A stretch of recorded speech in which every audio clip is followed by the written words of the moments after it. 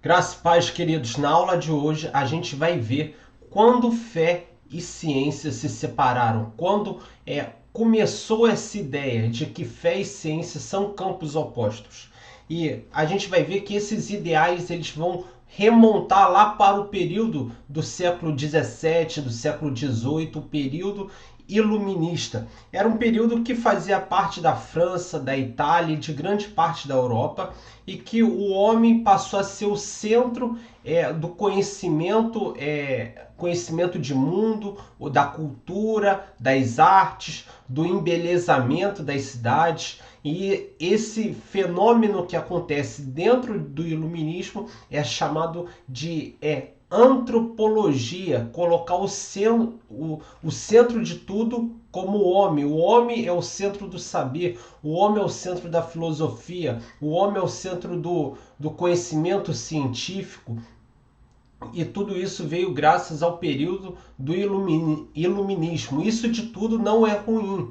É claro que houve sim um avanço científico por causa do método científico, e um dos pais do avanço científico que introduz esse método científico, que tudo aquilo que existe deve ser provado cientificamente, é René Descartes, e a gente vai ver sobre ele um pouquinho mais adiante. Mas no iluminismo, o homem ele passa a ser o centro do mundo, passa a ser o centro do estudo das ciências, do saber, das artes.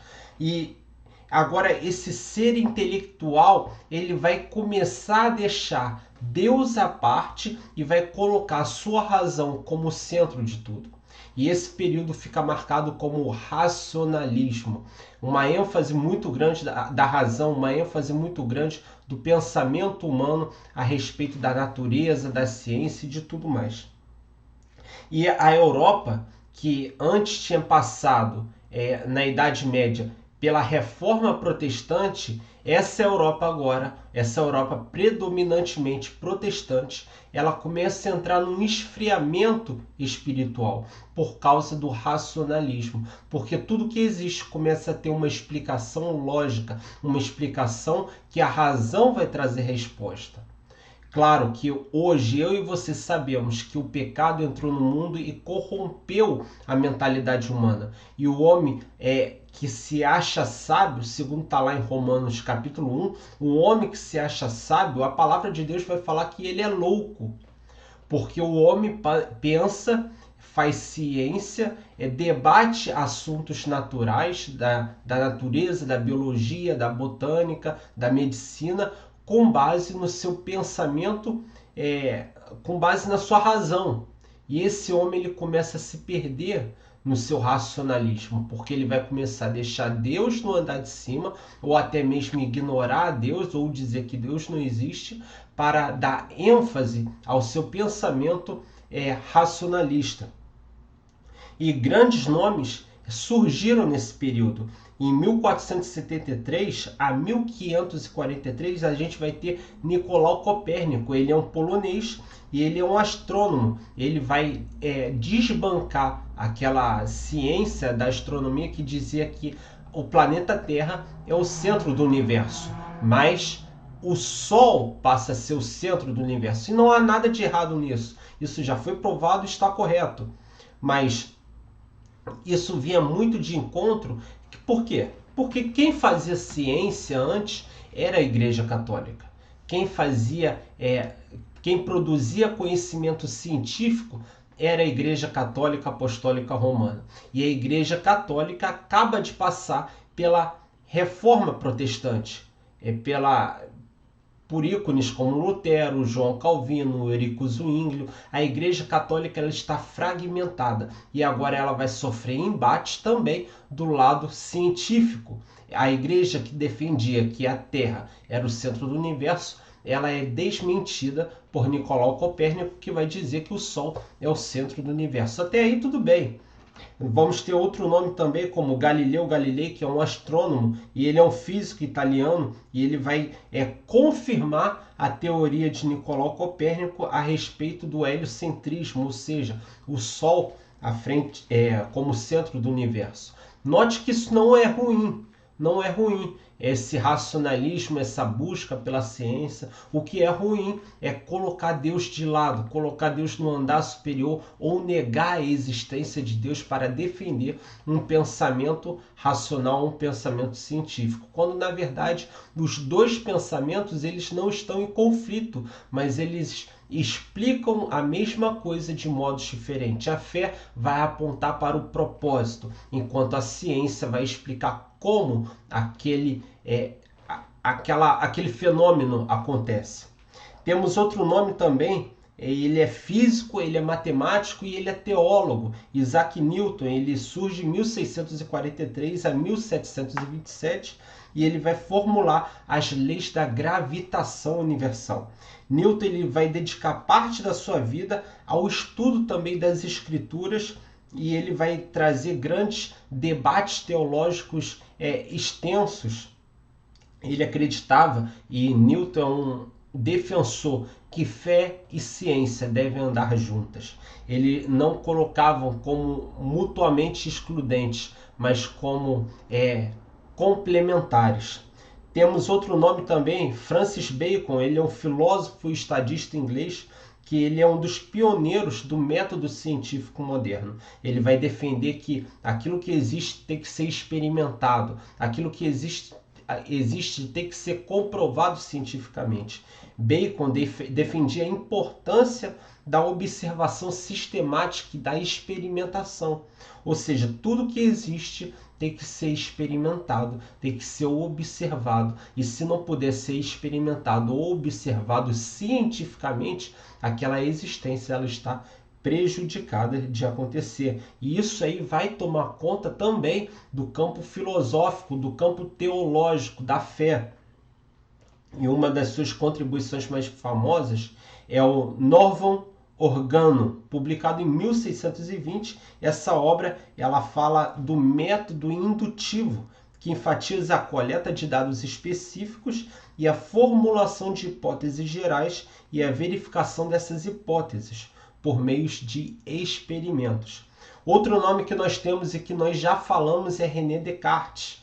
Ele vai surgir em 1596 a 1650. Note que são períodos próximos ali à Reforma Protestante. A Igreja Católica já havia tomado, vamos dizer assim, popularmente falando, uma surra teológica dos reformadores. E agora ela começa a perder a sua cientificidade mediante ao avanço do racionalismo. Então, René Descartes ele era um filósofo e matemático francês e ele vai contribuir para a abordagem racionalista e filosófica. Ele também vai escrever tratados sobre geometria analítica e ele é considerado um dos pais do método científico. Ele vai ter aquela frase bastante conhecida, penso, logo existo, mas ele vai chegar a um embate interior tão profundo que ele vai duvidar até dele mesmo, até da existência dele mesmo. Então, durante o Iluminismo, muitos filósofos e pensadores começaram a questionar as bases da fé e a autoridade da Igreja. Eles defendiam, e está correto, a liberdade de pensamento e a liberdade de fazer ciência e a autonomia do indivíduo em buscar a verdade por meio da razão e da investigação científica. Ou seja, qualquer indivíduo é livre para buscar por meio da razão e do método científico a verdade. E isso aí vai entrar no campo teológico.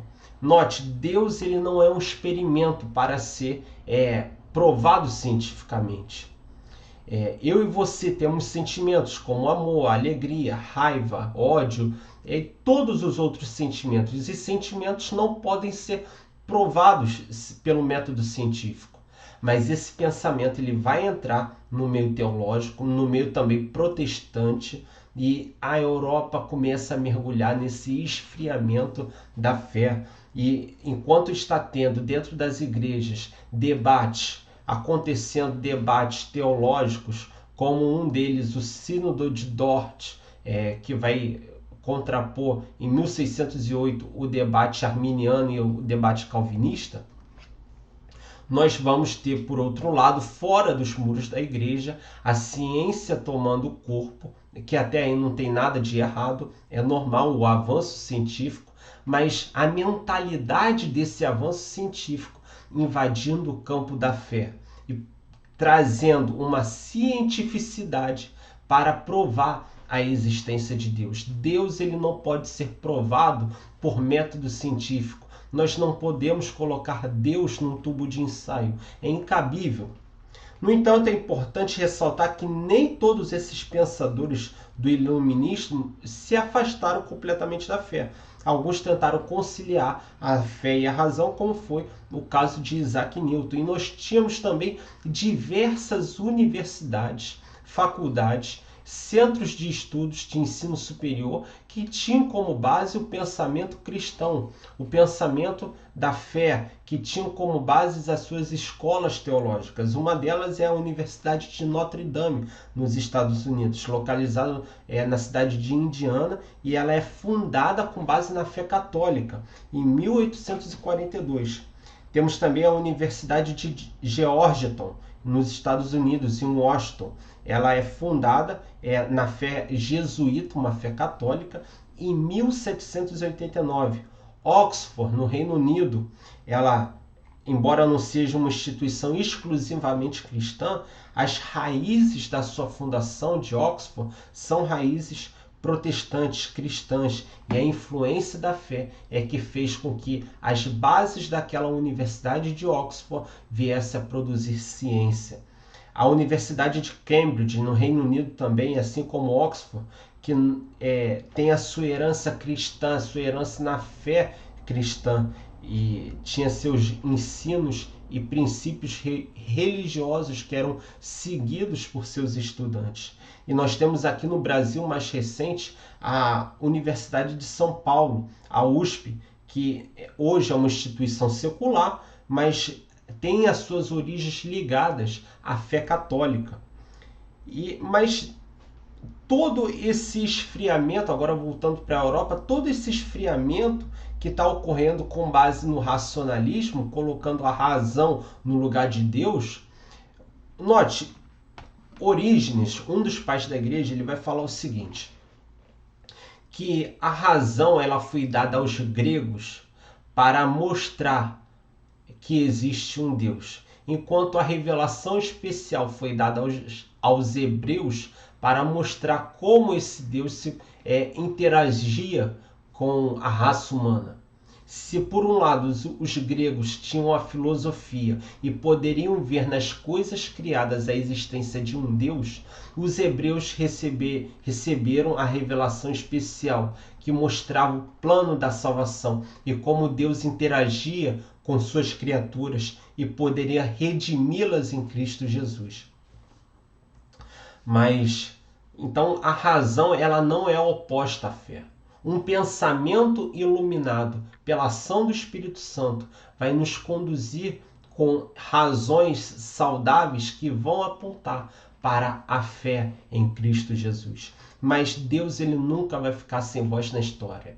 Essa Europa que sofreu esfriamento, essa Europa que foi dilacerada na sua fé por causa do racionalismo e do método científico. Mais uma vez eu repito, isso não é errado, isso não tem nada de errado, o avanço da ciência. O que tem de errado é a ciência tentar explicar Deus, assim como a ciência não consegue explicar um sentimento humano, como a ciência vai explicar o autor da vida.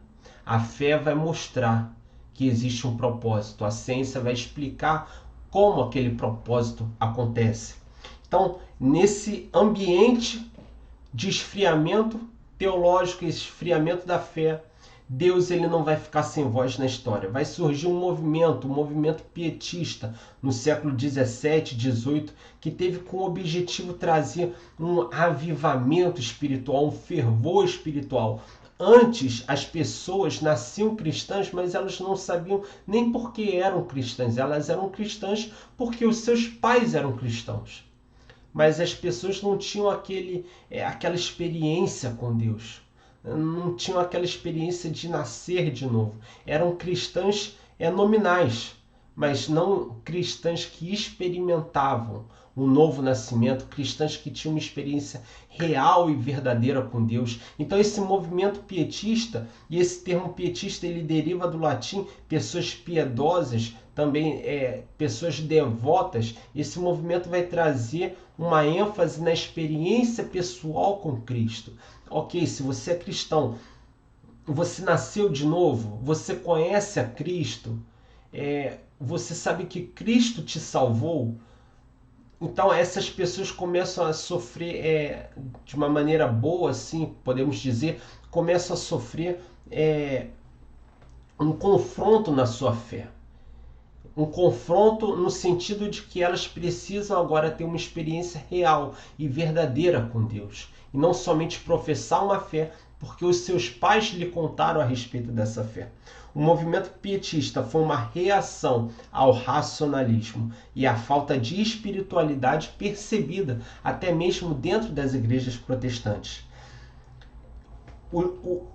Os crentes desse movimento pietista, eles enfatizavam a experiência individual da fé com Deus, com Jesus, e a busca por uma vida de santidade e uma revelação íntima com Deus. Os pietistas enfatizavam a necessidade de uma conversão genuína, algo que acontecia no coração humano, um coração transformado pela palavra. E isso era que fazia com que eles viessem a ser cristãos ativos. O movimento teve várias influências nas áreas de educação, escolas, universidades, e influenciou em muito na formação espiritual dos morávios, da Alemanha, de Genebra, de Calvino.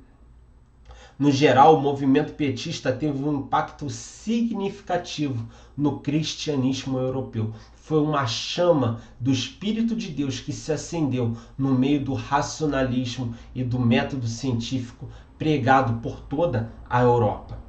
Temos grandes nomes que surgiram desse movimento pietista, como Jonathan Edwards, que foi para os Estados Unidos e pregou sobre a necessidade de nascer de novo para os imigrantes que estavam chegando ao Novo Mundo na América do Norte. Temos George Whitefield, que pregou na Inglaterra, pregou nas ruas. Ele começa esse movimento de pregar nas ruas. Ele pregava às 5 da manhã para que as pessoas, quando estivessem indo para o trabalho, pudessem ouvir a palavra de Deus. E ele vai pregar fortemente com a necessidade do homem se arrepender. Ele tinha pregações altamente teológicas e altamente devocionais. Ele impactava pessoas por meio da pregação de rua. E vão perguntar para ele certa vez se ele não tem que pregar numa paróquia, e ele vai falar assim: o mundo é a minha paróquia. Outro nome que nós temos é John Wesley. John Wesley, o pai do movimento metodista, da igreja hoje, da igreja metodista. Ele vai influenciar também, junto com George Whitefield, esse movimento de pregar nas ruas. E ele vai trazer essa necessidade de viver uma vida santa, uma vida voltada para Cristo, o viver em santidade, em fugir do pecado. Desse movimento pietista vieram também grandes juntas missionárias, batistas se unindo e enviando missionários para a África, para a Europa, para o Novo Mundo, para a Europa, para a América do Norte, para a Groenlândia. Membros desse movimento pietista se vendiam como escravos para o continente africano para evangelizar os escravos. E eles não são como os missionários hoje, não tem nada de errado, não é uma crítica. Eles iam e pregavam o evangelho até a sua morte. Iam para a África, a Europa, para todo canto do mundo conhecido, para pregar o evangelho. Um verdadeiro avivamento, ele é marcado por amor aos perdidos. E essas pessoas eram movidas por essa devoção, por essa piedade, que o mundo tem que conhecer a Cristo. E essa foi a resposta de Deus ao movimento que começou lá no Iluminismo. E no século XIX, a gente vai ter nos Estados Unidos Agora, no século XIX, os Estados Unidos não são mais colônias da Inglaterra, eles são uma nação constituída, e nesse século XIX, por causa do avanço da teologia liberal, o que é a teologia liberal? Ela vai começar a desconstruir toda a ortodoxia, todo pensamento teológico correto que foi construído ao longo de anos da igreja sobre a face da terra. Vai falar que Jesus ele era uma pessoa de uma ética e uma moral elevada, que ele não ressuscitou, mas que o que ressuscitou foi a ideia de Jesus.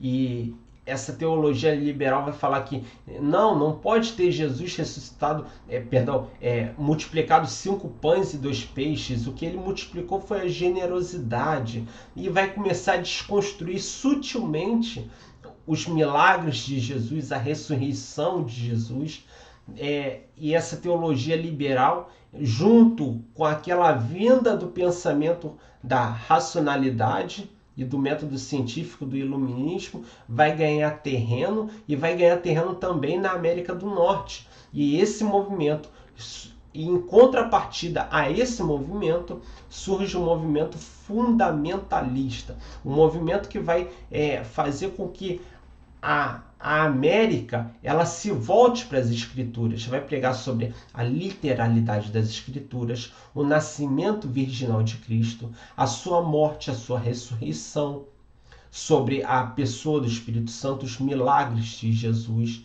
vai trazer uma interpretação mais literal da Bíblia, e vamos ter grandes nomes desse movimento fundamentalista, como Charles Spurgeon, o príncipe dos pregadores. Ele vai pregar para as multidões em Londres. Dwight Moody, ele foi um evangelista americano e um dos pregadores mais influentes do século XIX. Ele foi defensor do evangelismo pessoal e conduziu grandes campanhas de avivamento por todos os Estados Unidos ali, né?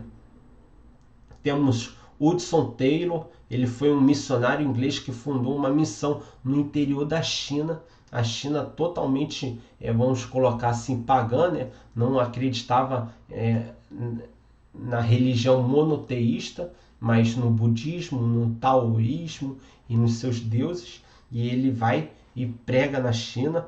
Temos Smith Wigglesworth, foi um pregador pentecostal britânico, e tem um relato dele, e ele também vai ensinar sobre o batismo com o Espírito Santo, e tem um relato dele que ele ressuscitou, no livro dele conta, ele ressuscitou 23 pessoas, e entre eles a sua esposa. Então, note que Deus ele nunca vai ficar inerte na história, ele vai levantar homens e mulheres que vão propagar a sua palavra, para que nós voltemos para as Escrituras. Uma igreja, um cristão que não está baseado nas Escrituras, não tem como viver no propósito para o qual Deus o designou. E eu creio que a vontade de Deus não fosse nunca que fé e ciência fossem separadas, mas que Deus pudesse iluminar o pensamento humano para que o ser humano pudesse produzir ciência. E não que o ser humano com a própria razão pudesse produzir ciência colocando Deus no andar de cima. Então, a ciência, portanto, não matou Deus. Ela não matou e não tem como matar Deus. Mas o homem, tentando fazer ciência por sua própria conta, tem deixado Deus no andar de cima. Mas graças a Deus, temos visto o avanço de cientistas, temos visto o avanço de pessoas ligadas à ciência, doutores, mestres, que são crentes, devotos, piedosos em Jesus. A fé ela vai apontar para o porquê. A ciência vai dizer como aquele porquê acontece. A fé vai mostrar o propósito. E a ciência vai dizer como aquele fenômeno acontece. Então, não são... A fé estuda um campo diferente da ciência, mas elas não são excludentes. O homem tentou separar. E o movimento fundamentalista ele ganha forma de uma volta às escrituras Mas em contrapartida, todo o excesso é ruim. O homem ele vai começar a ver a ciência como inimiga. Se antes no racionalismo a fé era vista como inimiga, agora no fundamentalismo a ciência é vista como inimiga da fé. Mas essa não é a grande realidade. Hoje essa concepção ela tem mudado. E temos visto, à luz da ciência, que aquilo que as escrituras já mostravam, apontavam, tem apontamentos científicos. Claro que a Bíblia não é um livro para fazer ciência. A Bíblia é um livro para mostrar e evidenciar a fé que o homem está perdido e necessita de um Salvador. Mas tudo aquilo que a ciência vem descobrindo, nós temos o propósito apontado nas Sagradas Escrituras. Tudo aquilo que a ciência vem mostrando, nós temos o porquê daquilo que a ciência explica, evidenciado nas Sagradas Escrituras, o propósito daquilo evidenciado nas Sagradas Escrituras. E a gente pode argumentar assim, mas ao longo dos anos, a ciência ela tem ganhado força e temos visto que os religiosos são aqueles que não possuem fé. E entrou na cultura popular que o ateu ele é aquele que pensa mais do que o cristão, que o ateu é mais inteligente que o cristão, quando isso não é uma afirmação verdadeira. Não quer dizer porque a pessoa professa uma fé que ela não seja habilitada para fazer ciência. Não quer dizer que o cristão não possa fazer ciência. Então, isso aí é dizer que só porque a pessoa é ateu, ela é mais coerente mentalmente na sua razão para defender a ciência do que o cristão. Temos vários cientistas hoje que já desmentiram isso. E na própria época da Idade Moderna, tínhamos também Isaac Newton, tínhamos também o próprio criador da teoria da evolução. Ele vai dizer que ele era teólogo. Ele não tinha a intenção de mostrar na teoria da evolução uma desconstrução de Deus. O livro A Origem das Espécies não é para tentar desconstruir Deus, mas é para explicar como o propósito da criação se manifesta, como o propósito da criação é explicado. Temos 4 teorias acerca da criação: o criacionismo, o evolucionismo, o design inteligente e o acaso. Essa eu creio que seja a mais descartada, mas essas 3, criacionismo, evolucionismo e design inteligente, apontam para um Criador. Agora, o método como isso é feito, até hoje não temos como saber. E até Billy Graham vai dizer o seguinte, ele é um evangelista do século XX, ele vai dizer que não há incompatibilidade com a fé se a teoria da evolução estiver correta. Tim Keller, que é um grande teólogo, pastor americano, ele era evolucionista. Então, defender a teoria evolucionista como uma ferramenta que Deus usou para criar o mundo não está de acordo com a fé. Perdão, não está em desacordo com a fé. Assim como também dizer que os dias e que tudo que está no Gênesis é literal também não está de acordo com a fé. Um coloca a literalidade vindo do pensamento fundamentalista. O outro vai tentar coordenar o pensamento teológico com a ciência. Não há incompatibilidade com os dois. E eu não estou aqui para formular a sua opinião, mas para incentivar para que você pesquise quais são as 4 visões cristãs a respeito da criação. E se eu for falar aqui, vai ser um outro vídeo. Então, voltando, a gente tem essa afirmação social que toda pessoa inteligente é ateu. Isso não é o que as pesquisas dizem. A fé em Deus ela tem crescido. John Lennon ele vai falar o seguinte, ele fala contra o cristianismo, ele fala assim: o cristianismo acabará, desaparecerá minguará para sempre. Não preciso argumentar acerca disso. Estou certo e o tempo provará que tenho razão. Mas o tempo não provou que John Lennon tinha razão. Pelo contrário, o Instituto Pew Center mostrou que as religiões que mais crescem no mundo são o cristianismo e a religião muçulmana, os muçulmanos, os cristãos e os muçulmanos. Ou seja, o tempo passou e as pessoas ficaram mais religiosas. As pessoas começaram a crer mais. Mas a gente tem tanto sofrimento no mundo, será que não é isso a causa da crença? A necessidade de crer em um ser superior que possa nos aliviar um pouco aqui nessa terra?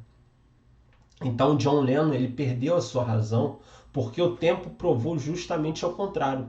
O tempo provou que as pessoas têm aumentado a sua fé. John Sachs, ele é um rabino, ele vai falar assim, é inevitável o crescimento social da espiritualidade. É inevitável o crescimento social da religião. A existência de Deus ela não pode ser provada cientificamente. Não tem como.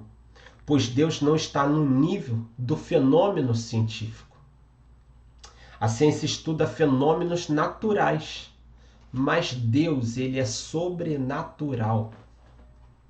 A ciência estuda fenômenos naturais, mas Deus ele é sobrenatural. A ciência vai dar respostas para a natureza, enquanto a fé, Deus, vai mostrar o propósito dessa natureza. O fenômeno de Deus, ou chamado fenômeno ontológico da pessoa de Deus, não é possível ser descrito pelo método científico. Assim como não podemos provar pelo método científico os nossos próprios sentimentos, não podemos provar por esse método o Deus que tudo fez. Se não houver uma prova empírica de Deus, logo eu não posso acreditar em Deus? É isso que o método científico fala? Não, calma aí. Nem tudo que é provado pelo método científico nem tudo que existe pode ser provado pelo método científico. É como eu falei aqui a respeito das nossas emoções. Isso é uma loucura dizer que se eu não provar empiricamente a Deus, eu não posso acreditar nele. Isso é loucura. Porque nem a beleza, a virtude, a honra, o amor, eu não consigo provar empiricamente. Deus ele não pode ser colocado em um tubo de ensaio. Existe um argumento na filosofia chamado inferência lógica, que é a lógica de um sistema constituído está fora desse sistema. Por exemplo, nós estamos no planeta Terra. Nós não sabemos por nós mesmos a lógica da criação do planeta Terra. Então, necessariamente precisa haver uma inteligência fora desse planeta que possa dizer qual a lógica da criação do planeta Terra. Eu vou trazer esse exemplo para o nosso nível. Imagine que você possui um aquário que tem lá seus peixes. O peixe não sabe qual é a lógica da existência daquele habitat que ele habita, daquele aquário. Mas você sabe qual é a lógica. Você quer ter um aquário bonito com peixes bonitos. Essa é a sua lógica. Então, isso é a inferência lógica. A inferência lógica é que a lógica de um sistema fechado está fora desse sistema. Eu não vou encontrar lógica dentro do sistema, mas fora desse sistema, olhando ele. Eu não vou encontrar lógica dentro da célula, mas eu olhando a célula do lado de fora, eu vou ver como ela se comporta, eu vou entender a lógica daquela célula. É isso que é a inferência lógica. E vindo dessa inferência lógica, eu tenho o argumento abdutivo. O que é isso? Eu tenho os dados.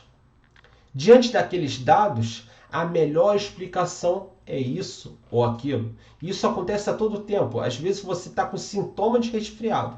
Às vezes você está com sintoma de gripe. E dado aqueles sintomas, o médico vai olhar e vai falar, olha, você está com resfriado. Isso aí é o argumento abdutivo. Então, dada toda a maravilha cósmica, dada todo o arranjo cósmico, o melhor argumento é que existe uma inteligência que criou, que armou o cosmos, armou o planeta Terra, projetou o planeta Terra para que houvesse vida. Tudo que existe possui uma causa. Logo, é necessário haver um causador inicial. Porque, como a própria física fala, do nada, nada pode existir. O nada não pode produzir algo. O nada não pode produzir algo. Então precisa existir um causador inicial. Uma causa inicial que produza algo antes do nada. E quem foi esse causador inicial?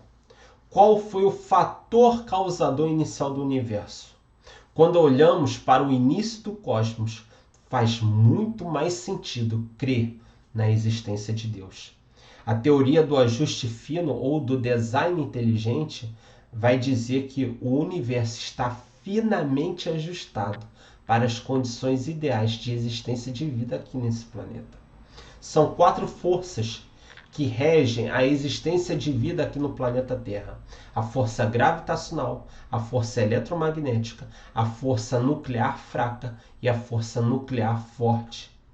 Um desarranjo entre essas 4 forças, nós estaríamos no caos cósmico. Mas porque essas forças estão finamente ajustadas, finamente calculadas, existem as condições de vida próprias que nós temos aqui hoje nesse planeta. Ou seja, existe um causador inicial e Deus é esse causador inicial. Então, essa é a nossa aula a respeito de ciência e de fé. A gente viu como a ciência e a fé se separaram e como é plausível crer na existência desse Deus. Amém? Graça e paz, pessoal. Até a nossa próxima aula. E se você quer esse episódio também, ele vai estar disponível no YouTube e no Spotify.